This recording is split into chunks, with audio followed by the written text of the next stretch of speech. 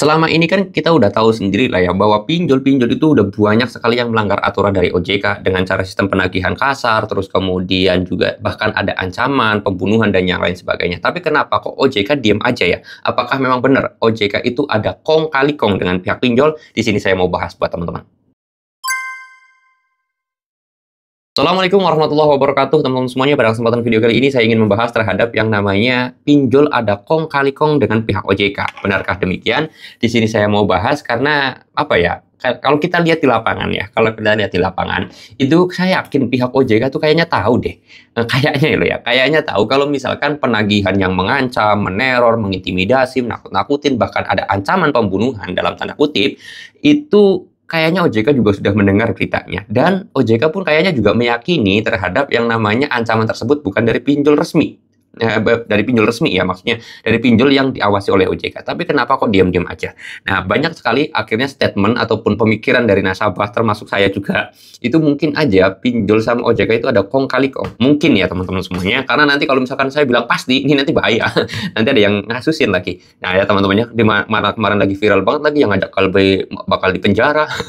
Nah ini di sini saya mau bahas ya. Kalau masalah kong kali kong, ya, saya katakan nggak tahu ya, karena saya sendiri bukan pegawai OJK, saya sendiri juga bukan karyawan pinjol, saya juga bukan bos pinjol, dan saya nggak bisa mengakses itu semuanya. Jadi ya mungkin ada anggapan iya, tetapi ya kita harus susah juga teman-teman. Nah, saran saya, kalau misalkan kalian itu tertekan seperti itu, kita nggak usah mikirin terlalu jauh lah ya.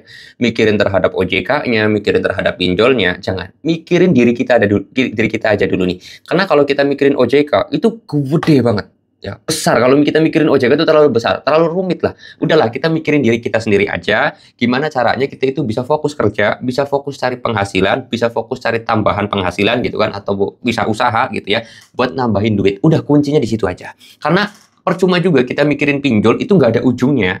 Buat kapasitas kita lah sebagai masyarakat yang bisa dikatakan pendidikannya kurang kayak saya ini. Nah itu, jadi fokusnya udah untuk diri sendiri. Nah tapi bang susah bang kalau misalkan saya terus-terusan diganggu oleh pinjol, gimana saya mau fokus? Kalau kalian punya rasa seperti itu, udah hapus pinjolnya, ganti nomor HP-nya, reset HP-nya, udah kalian udah selesai tuh, biar nggak diganggu lagi oleh pinjol.